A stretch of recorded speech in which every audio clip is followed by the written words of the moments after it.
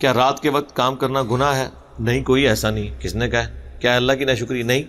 دیکھیں، جس زمانے میں کلاک یہ تھا کہ آپ نے رات کو سونا ہے، اس وقت تک تو یہ بات اپنی جگہ اپنی اصل میں درست تھی. میڈیکلی آج بھی رات کی نیند کا کوئی مقابلہ نہیں ہے، لیکن رات کو جاگنا کوئی حرام نہیں ہے. اگر یہ حرام ہوتا تو بخاری مسلم میں یہ نہ آتا کہ نبی علیہ السلام رمضان کی آخری طاق راتوں میں خود بھی جاگتے تھے اور اپنے گھر والوں کو بھی جگاتے تھے.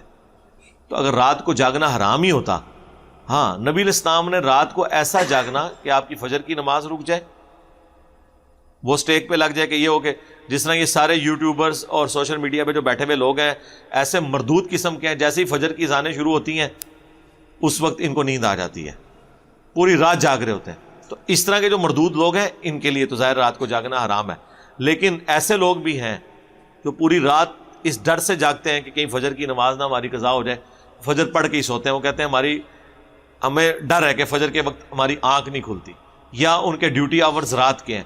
ان کے لیے پھر دن رات ہے اور رات دن ہے.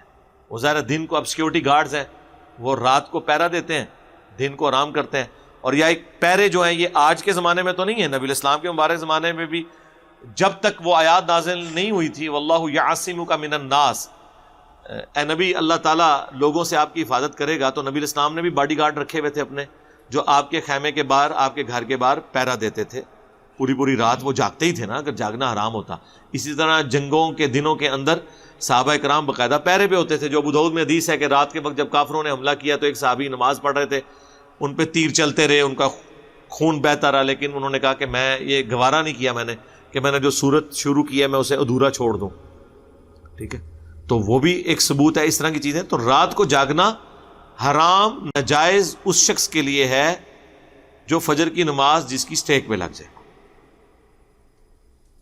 یا وہ شخص اس کی رات کی ڈیوٹی نہیں ہے، خام خواہی وہ جاگا ہوا ہے، جس کے ڈیوٹی آورز ہی اب جو لوگ جتنے آپ فری لانسرز ہیں یا انٹرنیٹ کے ذریعے ان کا روزگار وابستہ ہے، تو ظاہر ہے کہ وہ آپ کو پتا ہے کلاک کی ٹائمنگ کا کتنا فرق ہے باہر کے ملکوں کا اور ادھر کا، تو ان کے اوپر تو آپ یہ وعیدیں نہیں لگائیں گے. لہٰذا دین کو اس کے سینس میں دیکھنا چاہیے کہ یہ بات کون سی ہو رہی ہوتی ہے. ٹھیک ہو گیا جی؟